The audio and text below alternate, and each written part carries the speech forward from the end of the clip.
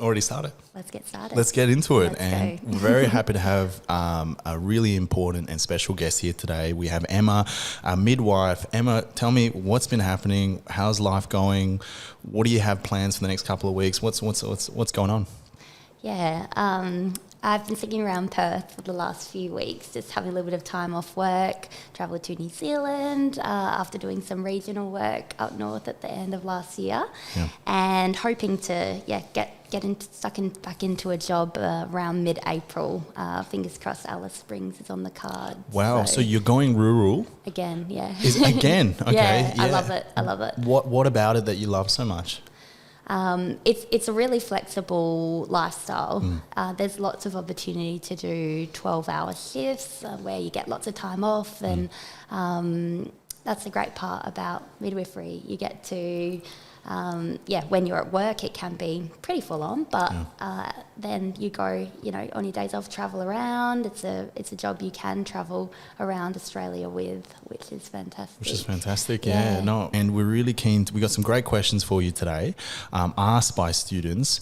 But before I jump into those questions specifically, Emma, one thing I wanted to know, I want to take you back all the way to high school. Okay.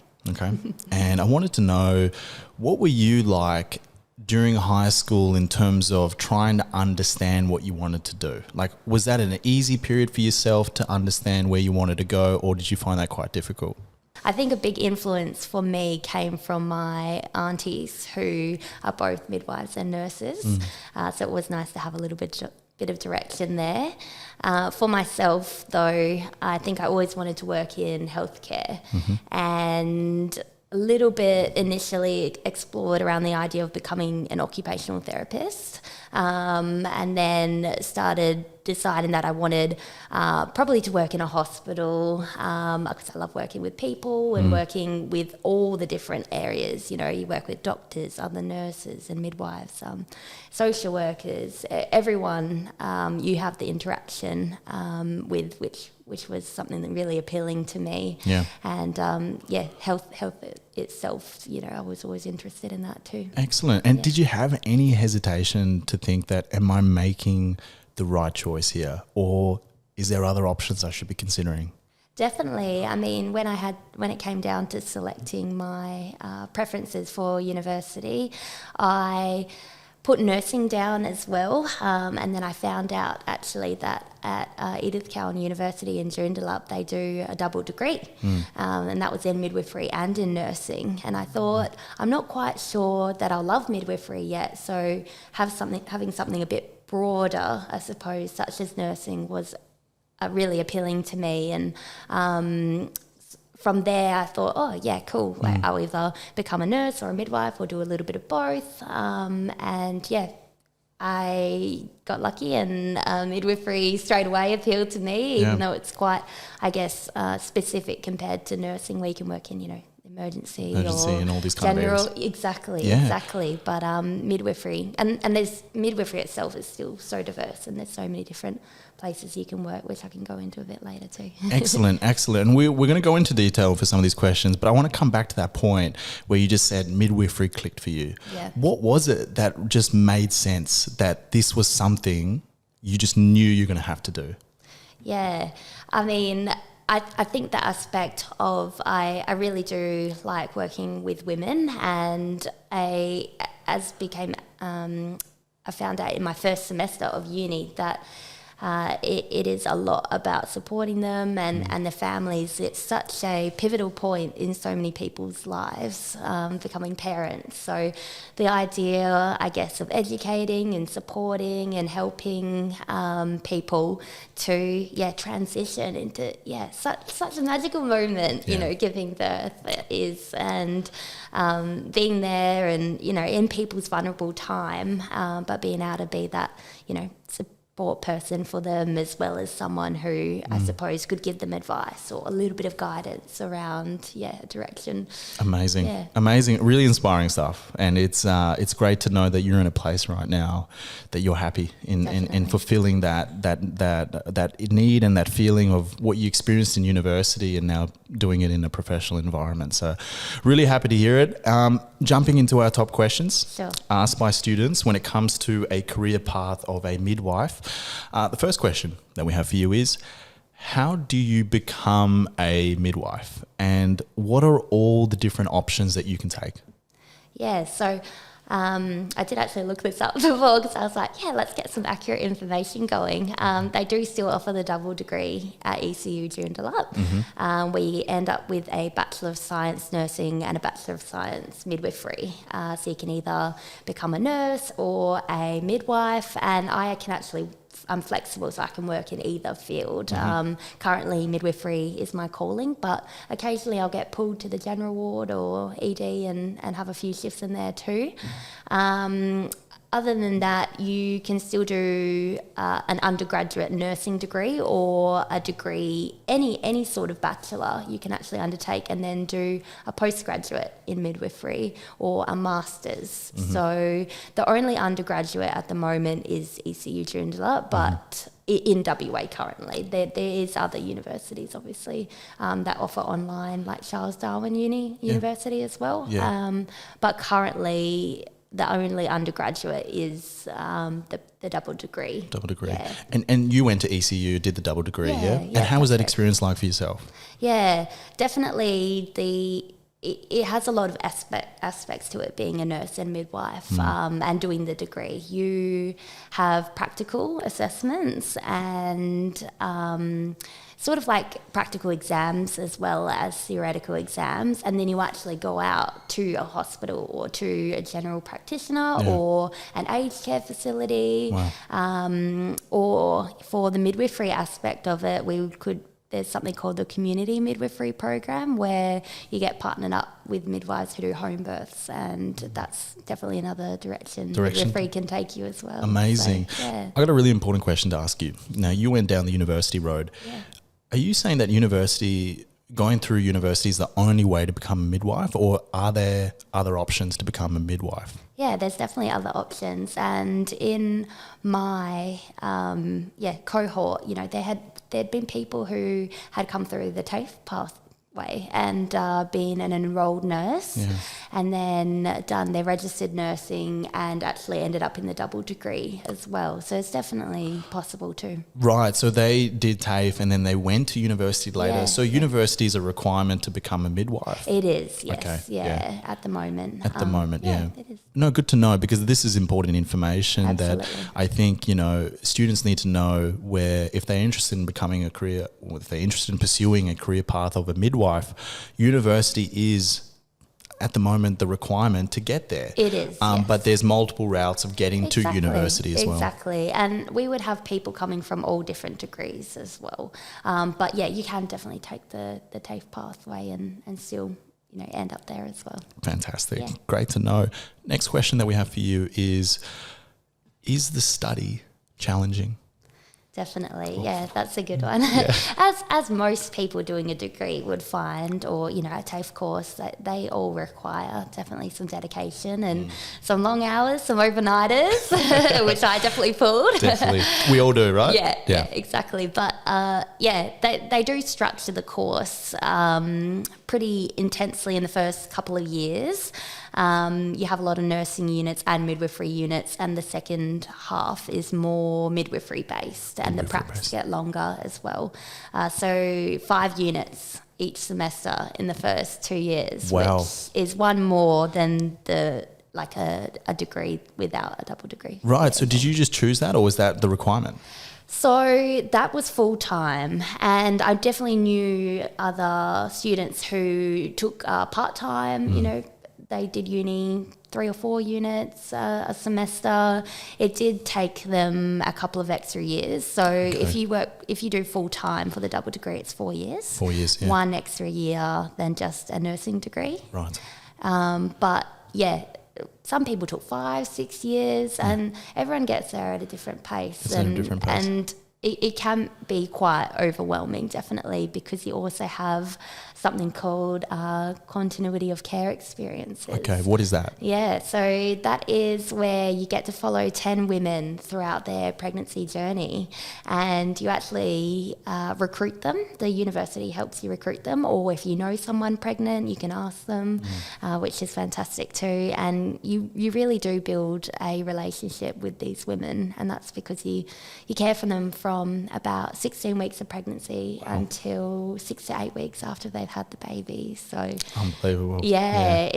You're with these people for months, these families, and they become you naturally become quite close to them. Absolutely. And meet all the family as when the baby's here and things. It's really special, but that is in your own time. So there is a minimum requirement when I was doing it of 200 hours with these continuity of care experiences. So kind of like 20 hours per woman, which you'd spend, a couple of appointments before they have the baby, the birth itself, which, it can vary in time from 12 to, 24 hours or even more than that. But you do quite easily get those hours with them, but it's, you do have to go on call for their birth.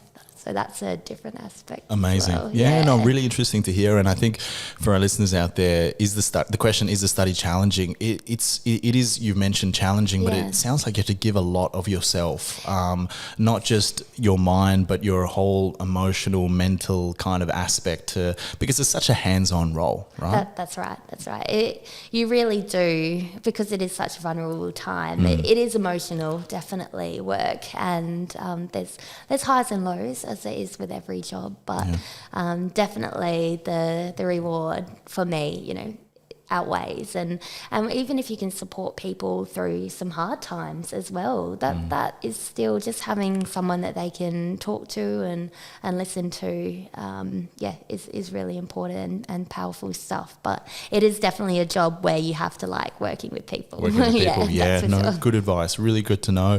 Next question that we have for you, asked by students, is what shocked you when you first started working as a midwife? Yeah, that's a great question.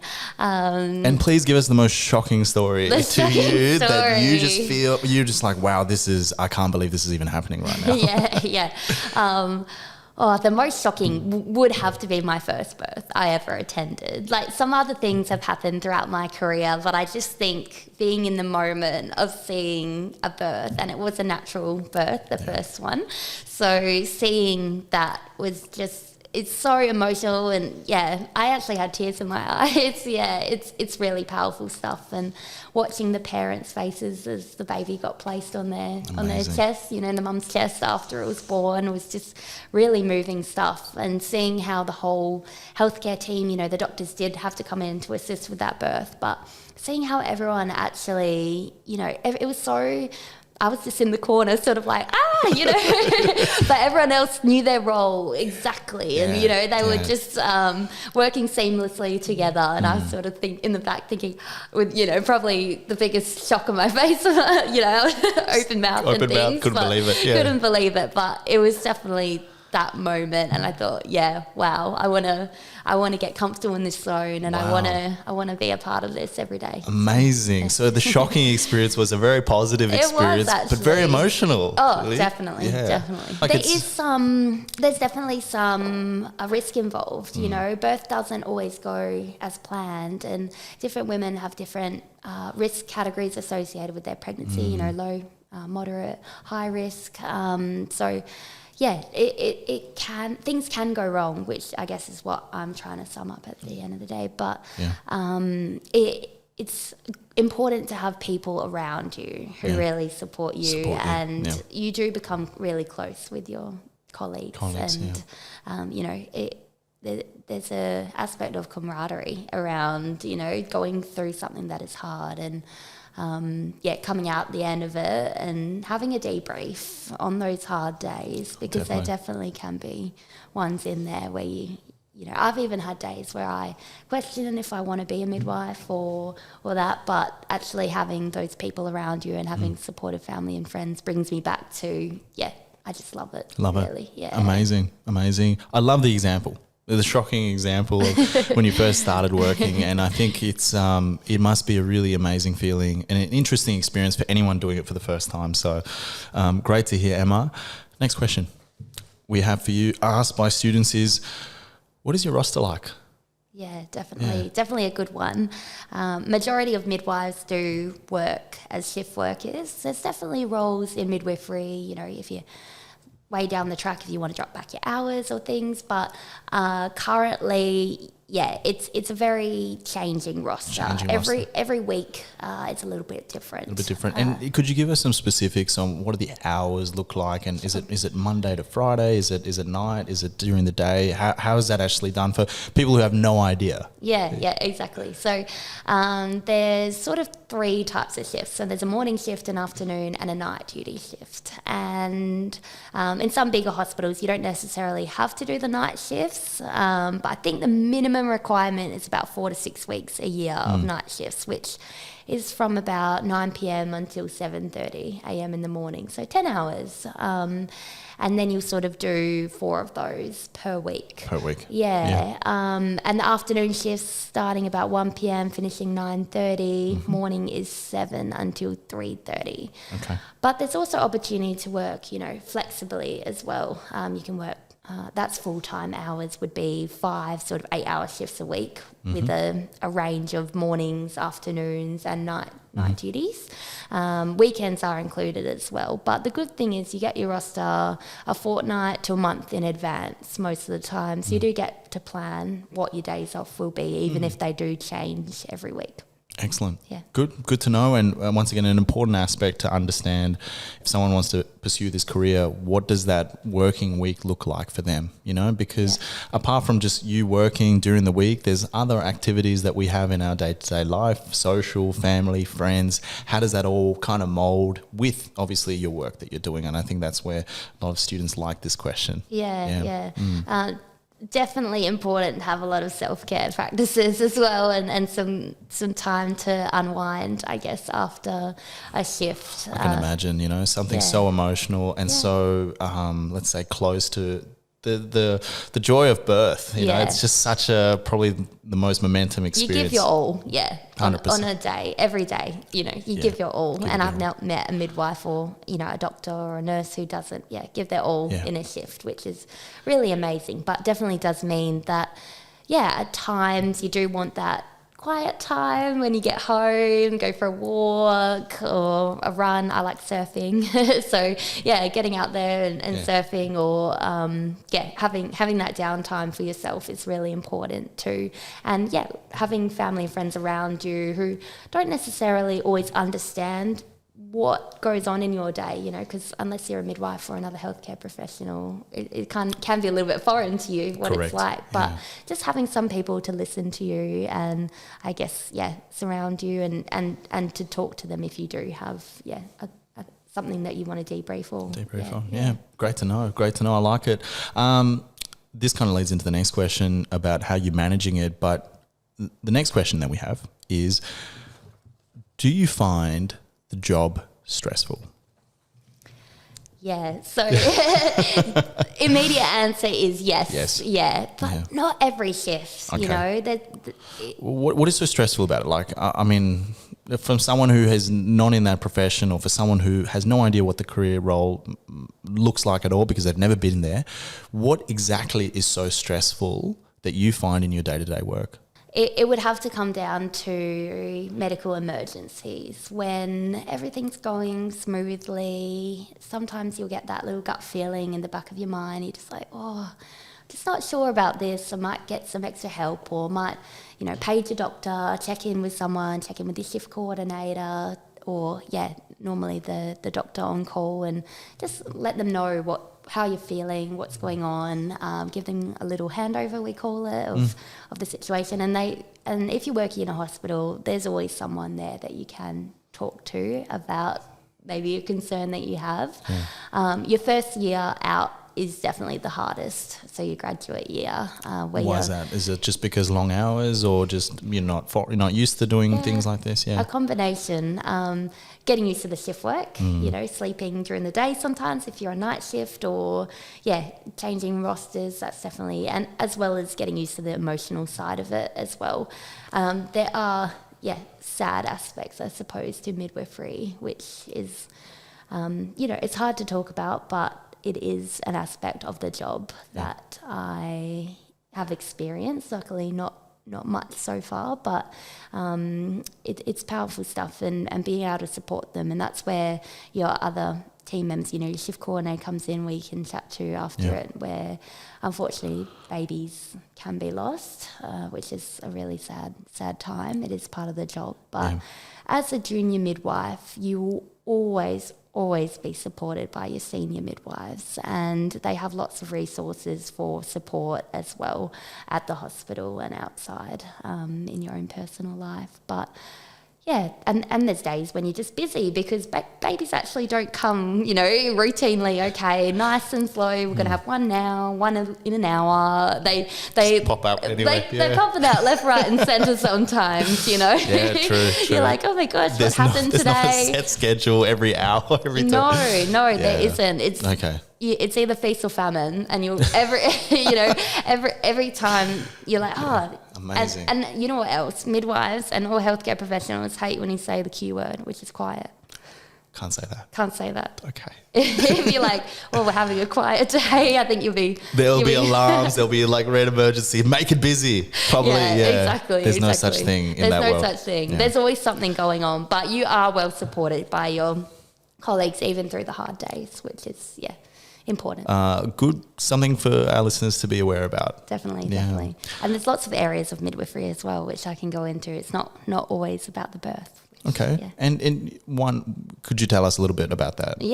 What are some of the other areas? Definitely. So I guess when everyone thinks of a midwife, it's like, oh, you birth babies all day. There's so many different areas. So there's something called antenatal appointments, which are before the woman has the baby, and that is just as important because in that time, we check on how the woman's going. There can be complications like diabetes in pregnancy or heart problems or things. We have a listen into the baby. We do lots of education about how is your mental health, how are you feeling about the upcoming birth, have you attended any classes yet? And there is midwives who do parent education classes, and I've definitely run some before. So there is a strong education aspect to it, whether it's before the baby or postnatally after the woman has the baby. And there's midwives on the wards as well who care for you once you've had the baby too, and prepare you for going home with a newborn. There's so many aspects to it. I think it's very easy for us to just think about the delivery aspect. Exactly. But good to know that there's a lot of other areas to look at, and you might find other areas more interesting, and that's fine as well. Yeah, right? Not every midwife loves birth suite, that doesn't appeal to everyone.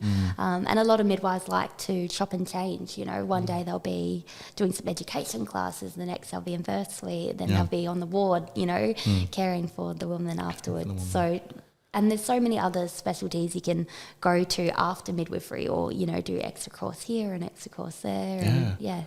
Lot to consider when you if you're interested in jumping in this role. So I think once again, great to hear from yourself, Emma.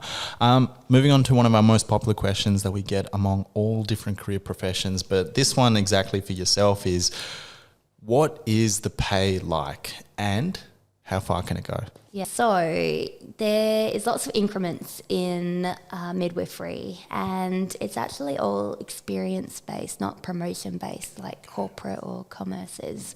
So every year you're out, so if you're out 2 years, your pay will automatically jump up into that next increment. It's not based off, any applying for a promotion or anything like that. As you step up into... pretty much the higher skilled you are, which is going to come with more experience, and they just, they step you up automatically. or you can apply to become a clinical midwife, which will be a large pay rise as well. And that's to coordinate the shifts, become a shift coordinator. And then there's obviously another level after that where you become manager or, there's a lot of room to grow as well. And the base salary, I'm trying to remember what mine roughly was. I think it was around 70,000. 70,000 starting off. Yeah, starting off really, really solid. And that's without shift penalties. So if you work an afternoon shift, you get a little bit more. If you work a night shift, you get a little bit more. There's opportunity to do overtime. So you can put yourself down to do all the weekends if you know if you really can. If you want to get a little bit more. But on top of that, so it's 70,000 as like a base salary, and then shift penalties with public holidays, weekends, night shift on top of that as well. Which would be roughly an extra 5,000 or 10,000? Yeah, it does work out that depending how many you work. But that's great to know. So that's first year out potentially. Yeah. And then you've mentioned very clearly it's all about experience, not about promotion, which is a really important thing to understand because it's very different to corporate. So different. And what would that look like maybe second year or third year? What does that increment look like specifically, if you can share the details around that? Yeah. So, I have jumped around jobs, so I haven't stayed in the same job and had, different states and territories have different pay rates and they call it different levels and different increments and things. But, it is a solid, I want to say 5,000 a year. Increase? Which straight off the bat, and that's your base salary that is jumping up. So 5 to 10, I would say. And I've done a lot of regional work where it is a lot higher pay, purely because you're working away from home. Definitely. And you get a few extra subsidies, such as I get one because I am dually registered as well. So I get an extra, I think, 150 a week, which adds up. As well. So there's lots of different, aspects to the pay rise. And we really appreciate your honesty about this because pay, salary, all of these things are very important in terms of just understanding what you want to consider as valuable, right? And pay is so subjective. There is no set amount where someone says that is great or this is bad. It's all dependent on what suits your lifestyle, your requirements and everything. So I guess one thing I just want to break down into detail as well, you mentioned a lot about you work in rural, it's different when you work regional. Yes. What is that difference like and how much of a difference is that in terms of pay? Yeah, in terms of pay, I think it's above the 26 parallel if you work above that. So I was working in Port Hedland and above that, there is a jump up for working away from home allowance, which I think does add... probably another couple $1,000, maybe even more than that. But it's also the aspect of the work where you might be required to be on call as well. A lot more. So it's a bit more demanding in that. Yeah, exactly. And I think that's where you're working a little bit within a smaller team and you might have to fill an extra few shifts or, come in.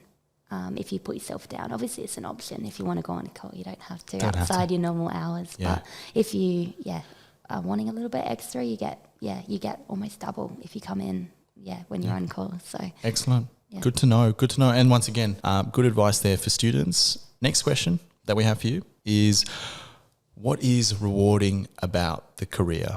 Where to begin? I think it's my favourite part, obviously it's the birth itself and seeing the faces and the excitement of the family, but it's probably on the day of discharge as well. And, initially the dads and mums are so hesitant to even hold the baby or change the nappy or swaddle the baby, and they've got so many questions. And then, 3 or 4 days later, you just see them. They transition. They're holding the baby, the dad's holding it in Superman pose. Well, maybe not quite that yet, but... but I get what you're saying, yeah. The transition. And I think another aspect of regional work is you normally get to care for the woman in labour and then see her again postnatally after the birth. which might not be possible. There might be possible in a tertiary hospital in Perth to go and visit the woman on the ward. But the transition for me, and sometimes you even might be lucky enough to go and visit them at home as well, because there's home visiting midwifery services where we go check in, weigh the baby, see how feeding's going. So I just think every day you see them, you're like, wow, you've learned so much, and they're so much more comfortable, and you can see that they feel reassured with themselves, and they're confident to go home. That transition is everything, you know what I mean? From something so delicate to a Superman pose, right? Like exactly. It must be a really rewarding experience for you. Yeah, exactly. I think the transition at the end of the day it's it. Amazing. I love it. Last question that we have for you, asked by students, is this a career you can do for a long time? Yeah, that's a good one. I mean, and I suppose in healthcare there is that stigma of burnout, and I'm exhausted, and it can be demanding work. But what I think about is that, and that's probably why I jump around jobs as well, because I like trying new things and working with different people, and that's where this career is amazing. You can go anywhere around the world or Australia, and that sort of helps you minimise, I guess, the burnout. You can also drop down to part-time or, other aspects as well, which is good. But like I said before, there's so many different areas, and you can upskill and just work sort of in a 9-to-5 role doing antenatal appointments, or you can work as a lactation consultant, helping women to breastfeed. There's so many different aspects or hours you can drop or support you can receive. So for myself, because it is so flexible and there's so many different areas and skills I can work on, for me that's something I can see myself doing, because there is so much diversity as well in it. Excellent. No, so happy to hear it. And Emma, that wraps up all our questions that we have for you today. Thank you so much for being here. It's amazing to hear about your experiences as a midwife. And this is our first ever guest, first ever young professional who is a midwife. So we're really great to have you here and hear about your experiences. For our listeners out there who have more questions for Emma that did not feature on our list of questions today, please visit careerview.com.au. This is where you'll find Emma's profile, and you can send her more questions, which I'm sure she'll be happy to answer when she has some free time. Yeah. And for any career out there that we have, don't forget to submit any question that you want to know to young professionals who've been there, they've done that, and they can share their story. Definitely. So more importantly, please go visit our website. Before we let you go, Emma, we have one last thing I just have to ask you, and it's more about the fact that you've had a very interesting experience about being passionate about this space. You looked at a number of different options. You found midwifery, the career path of a midwife, something that really struck out to you and something you wanted to do. Looking back at all your experiences, if you could give any advice to someone who is a student right now in year 10 or year 11 or any point in time in their life right now, what would you say to them about this career path and whether it should be something that they should consider? Yeah, definitely. That's a great question. And please feel free to ask me any questions. I love mentoring students and graduate midwives. It's all part of it, education. It's great. But my biggest thing is I actually didn't get to attend an open day for the university I went to, and I ran some of them when I was a student at ECU, or I participated in some of them in the labs, and you actually get to go and see where you'll be learning, and they get all the sim mums out there, so you can actually see a sim mum giving birth, and you can help birth the baby, and it's like, oh, maybe I can see myself doing that. So I'd definitely say get out to the opening days, and you can chat to midwifery lecturers or other students who are currently going through the degree. That would be the biggest thing I would say. And speaking to you. Yeah, of course. Excellent. Emma, it's been great. Thanks so much for being here. Great. Thank you for having me.